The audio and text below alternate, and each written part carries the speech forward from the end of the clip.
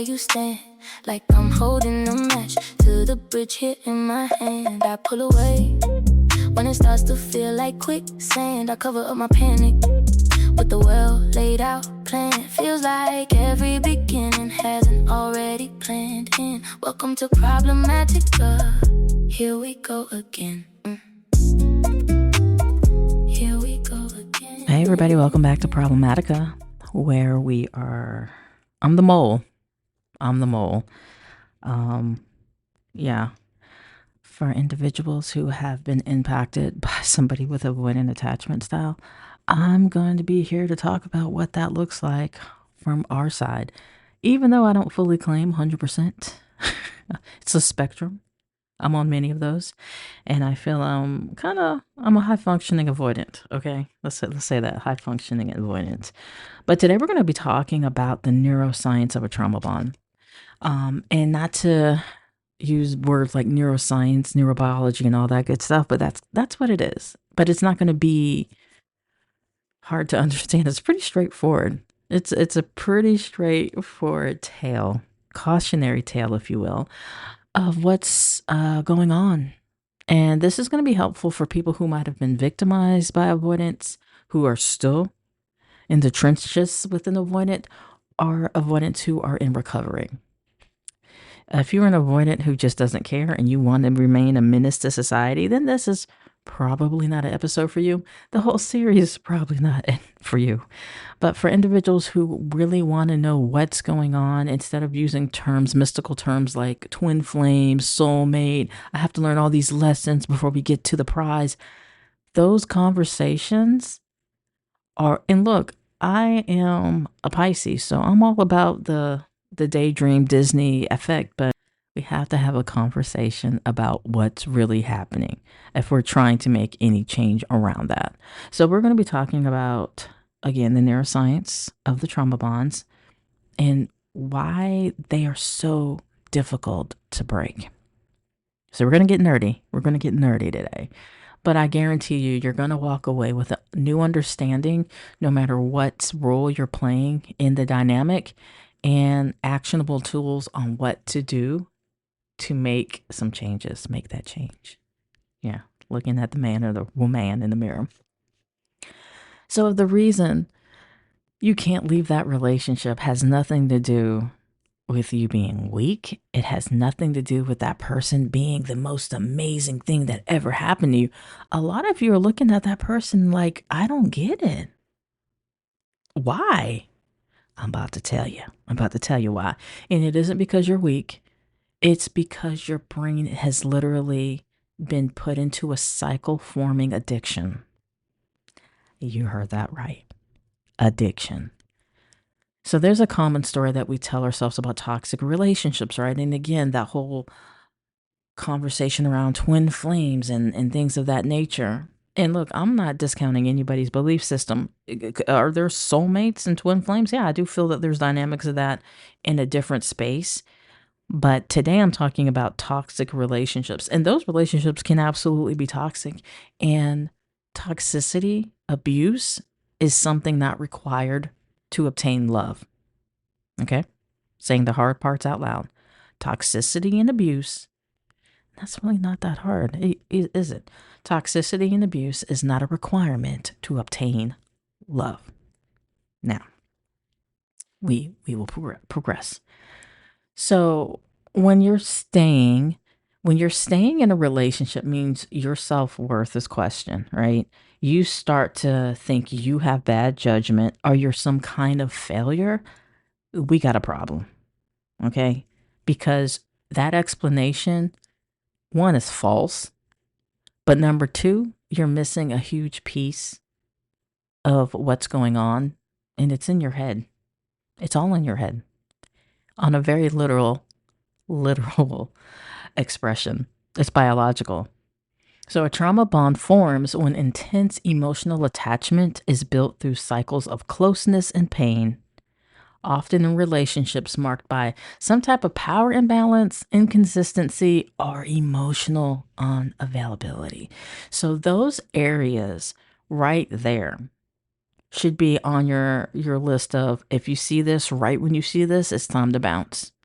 Because right when you start seeing those behaviors, right, power imbalance, inconsistency, emotional unavailability, understand that the bartender is mixing your cocktail right now, right? And the longer you stay, it's going to be harder for you to leave.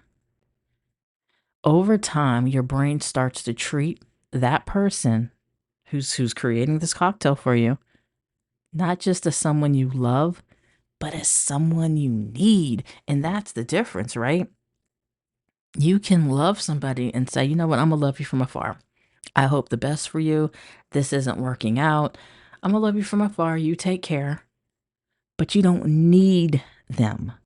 When you find yourself in a trauma bond, your brain literally feels on a biological standpoint that they need that person.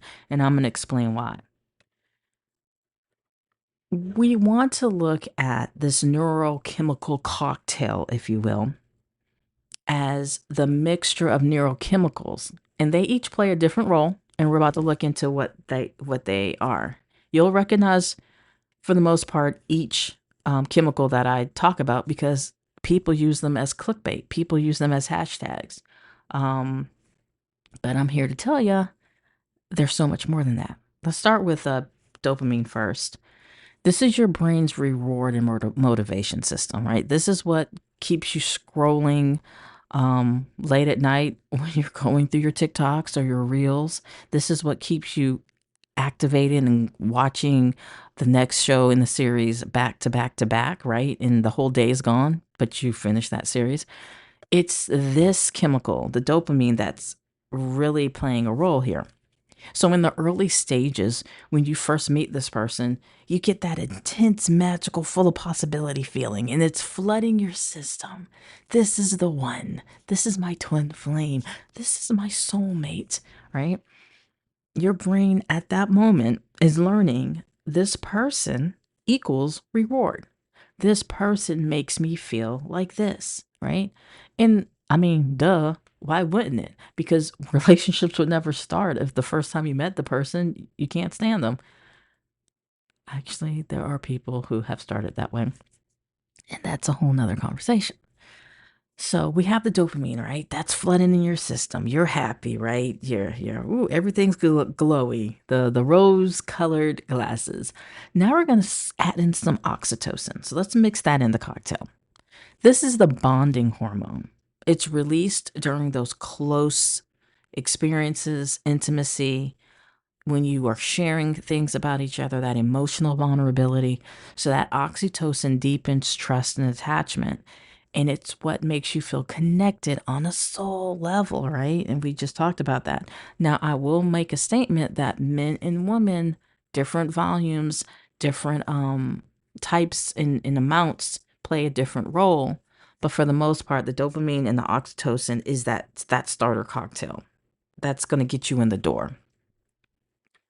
But now here's where a shift happens when that same person that you were talking on the phone to for hours and hours at a time, falling asleep on the phone, having to FaceTime each other because you can't get enough of looking at each other's mug in the freaking phone, when you are every stinking moment of the day, you're thinking about them, sending cute little text messages and right? And that's why you see some of these TikToks when you start smiling at your phone, that's when you know it's time to back off. That type of thinking has us forming in these trauma bonds, right? So when the shift happens and that person who had all of those things going on starts to become distant, right? When that person starts to become cold, avoidant, your body releases the stress hormones. This is the other part of your cocktail. This is your cortisol. This is your adrenaline. Now you're feeling anxious, you're feeling activated, and you want relief. And here's where the trap or the bond happens. The same person who's causing the stress is also the same person your brain feels can relieve it. And here we go. Here the cycle starts. So you don't just want them, you are feeling driven towards them. And it's not just emotional, it's in your head, it's the chemicals, it's conditioning. And when I say conditioning, I'm talking about something we call intermittent reinforcement. This is one of the most powerful behavioral forces. Psychologist B.F. Skinner demonstrated how unpredictable rewards are some of the most addictive kind of cycles. It's the same principle behind a slot machine. When you don't win every time, but you win just enough to keep playing. So when you think about a gambling addiction, you don't win every time. Sometimes you lose more than you win. So let's sit with that. Sometimes you're losing more than you're winning, to the point of losing relationships, houses, jobs, living in cars, all because you're chasing that feeling that you do get when you win. You're dealing with the same thing in this relationship. Avoidant or inconsistent partners often cause this exact pattern. If your brain chemistry and chemicals are strong enough to have somebody lose everything just for that thought of getting a win, that's a lot. That's heavy. Those deep moments of connection, affection, maybe even a promise. So the person is not even doing it, right? They're just saying they are. And I always tell people, you don't talk about it, be about it. I don't want you to tell me what you're going to do. I want you to show me. So they might not even make any type of change, but they're giving a promise. And that's just enough to keep the person hooked. So those good moments, when they do occur, even though they're far few in between, they're so wanted and needed that it's a bigger reward because you waited so long to get it.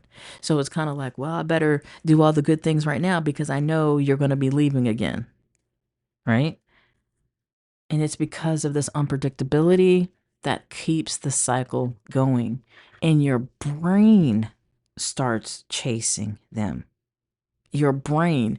So when you have your heart, and that's another part we'll talk about, the whole heart part where, oh, I love him, I love her, blah, blah, blah.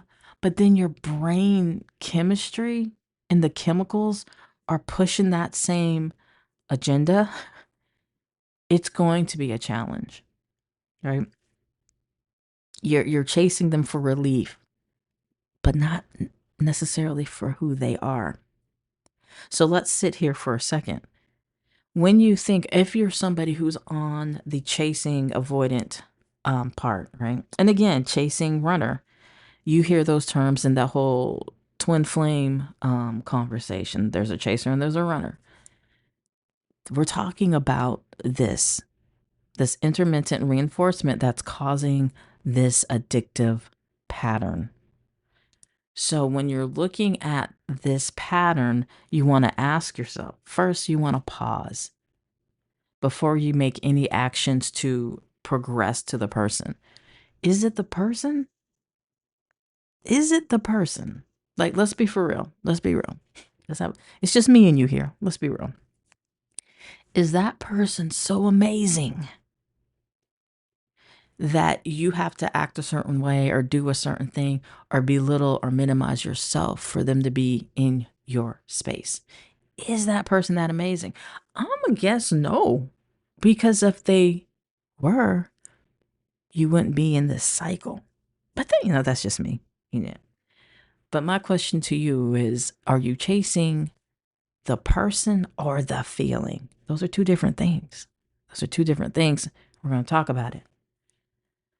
So the dopamine spikes, they're not just the reward that you're looking for. It's even that anticipation of it. So an example could be somebody who has ghosted you for some weeks pops up with a hey text. I want to see you this weekend. So that whole week, you're on cloud nine, right? And I never understood what the deal is with cloud nine. Why is it nine? Why is it cloud nine? Conversation for another day. But the whole week, you were amped up on that anticipation. Oh, guess who I'm seeing this weekend, this, that, and the other. And then they cancel on you. There you go. There's that cocktail plan, right? You have become conditioned to endure the lows for a chance at the next high. And sometimes that next high doesn't even come. So over time, you're no longer evaluating the relationship based on stability or safety or even the person. Even the person. You're responding to the reward cycle. Yep. Just letting that sit for a second. Let that simmer for a moment. You're not responding to the chance of stability, safety, or even the person. It's the reward cycle that has been established between these behaviors. Now I'm gonna pause here and talk to the avoidance. If you're an avoidant listening to this series, then I'm assuming you are trying to do things better, either in your current relationship or before you get into a new one. Understanding the behavior of the off and on is creating this addictive cycle. Now, from the avoidant standpoint, the one thing that the partner is trying to give you causes the avoidant to leave, right? Safety, stability, a grounded, healthy relationship. That's freaking the avoidant out because that is not something I'm used to. That is a threat to me. So even though I want to be with you, because I'm not used to that type of relationship and that has never been something I'm accustomed to, or those terms are threatening because of my trauma history, I run, but then I come back because I really want to try this. But then when it starts to feel too tight, I'm in quicksand, I'm running again. You are so focused on you trying to keep your distance, but you're creating the cycle on the other end that keeps this person addicted to you. So, yes, listening, this is a very convoluted experience here. But what we're trying to do is understand the need for behavior change in therapy. Let's call it what it is. Whatever therapy looks like to you, right? Because I am fully aware that there are people who cannot afford to go to a therapist, or they don't have the insurance, especially in this current climate, or that's not covered.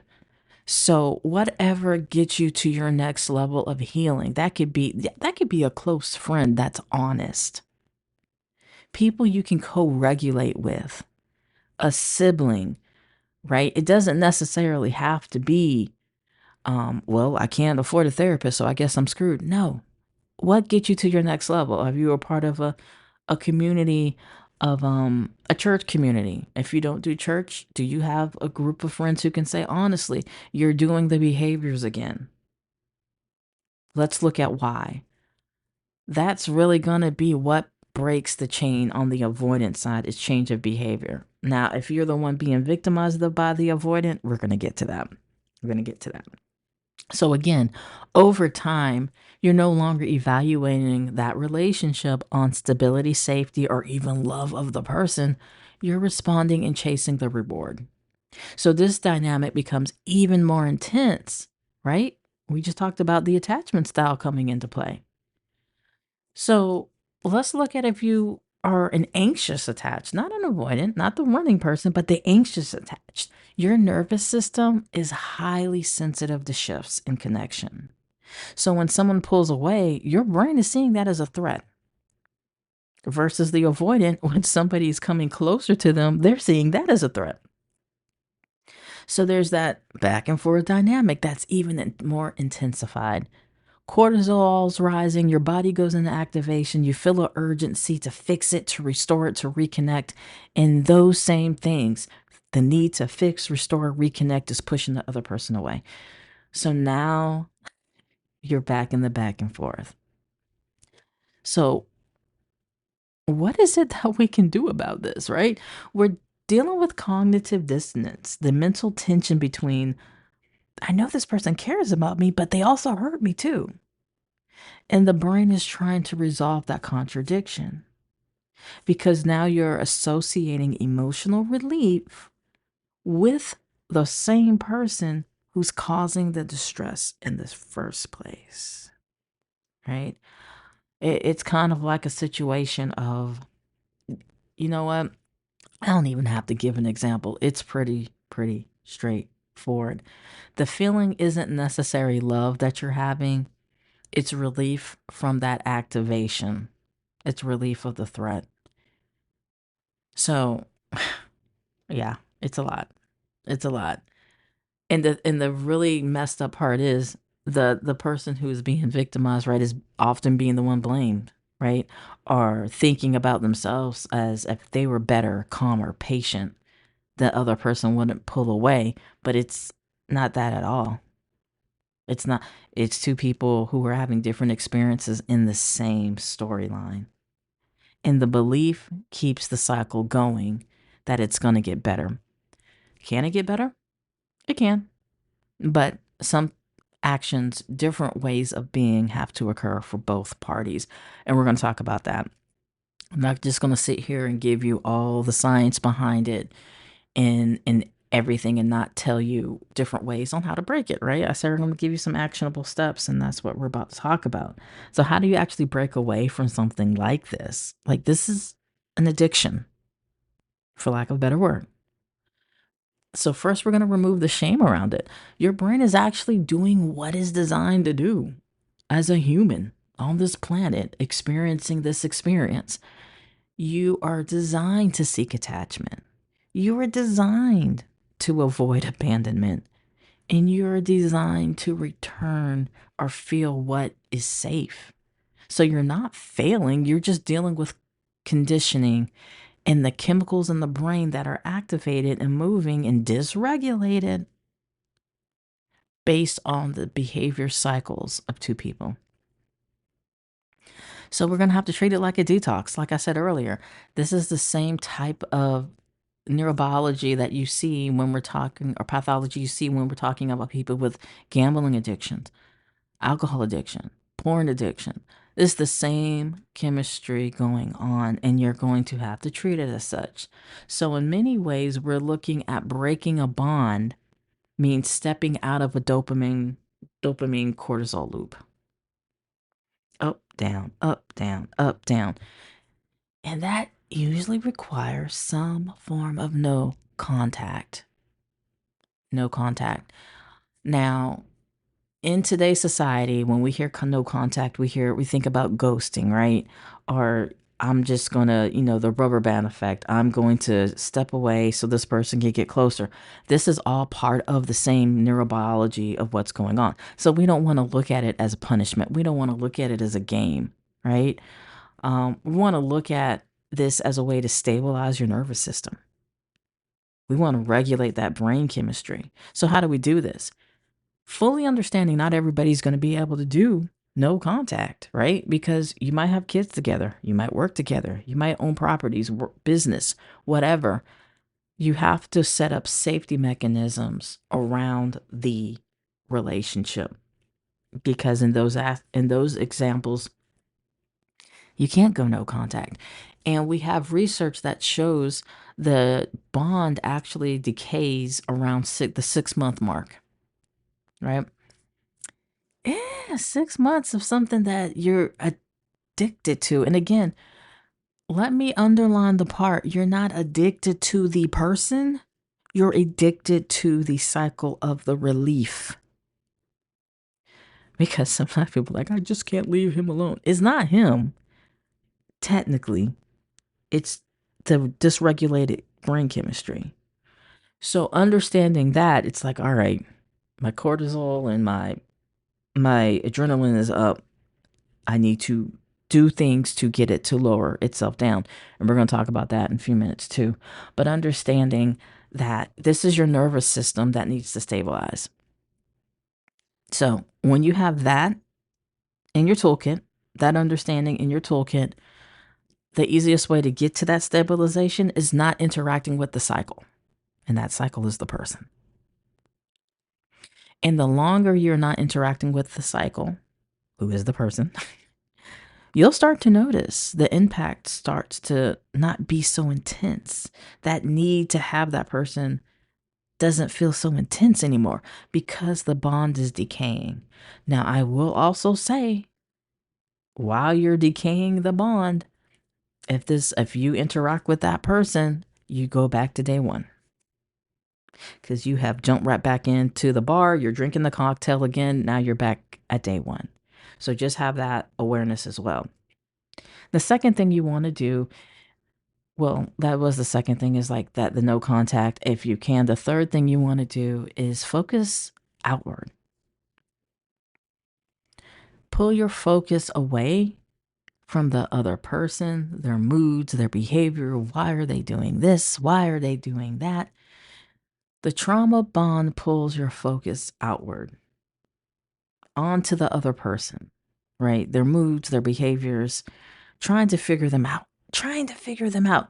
And the more you sit there trying to figure them out, the more dysregulated you are with the cortisol, the adrenaline, and all of that's just flooding your system. The healing starts, or the decay of the bond starts, when we start to look inward. When we start to look inward. Psychiatrist Vander Kolk talks about reactivating the parts of the brain that help you feel like you again. What does that mean, right? Who were you before that relationship? Who were you? Starting small, like returning to the music you loved before the relationship, revisiting hobbies you dropped, spending time with people who you feel steady and safe with, like I was talking about the co-regulation. All of these things are steps to help decay this bond. And not identifying them as distractions, because I hear some people say, oh, distract. I need a distraction. It's not a distraction, it's a rewiring, it's a regulation. You're regulating your brain chemistry. So, because sometimes people look at the word distraction with a negative connotation. Now, if you look at it with a positive one, then call it that. But you don't want to assign something that you feel is negative to your healing. Because again, then you have those types of hormones are still there. And finally, regulate your body, because this is an actual withdrawal. The trauma bond isn't just emotional, it's physical. So what can you do? That's why getting in the gym and exercising, picking up hobbies, getting outside, touching grass, those are very helpful for this, because it's helping to regulate the chemistry in your brain, and it's letting you get the physical stuff out. If you have a vibrating plate, here's something that you can do. This is a free one. Take it with you. You start to stress or feel you want to reach out to this person, get on your vibration plate and just shake. Shake it out. Dance. Dance it out. Make a playlist, because this is another important thing. Things that remind you of that person, try to avoid, because being reminded of that person is going to spike up the part of the cocktail you don't want. And now you're thinking about it.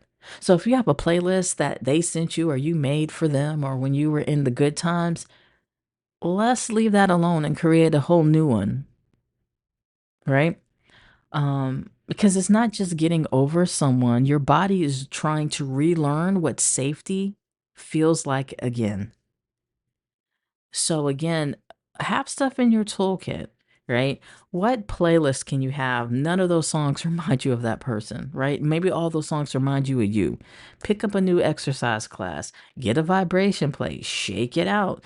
Do things that help you focus on you, because you're the important piece. You're the prize.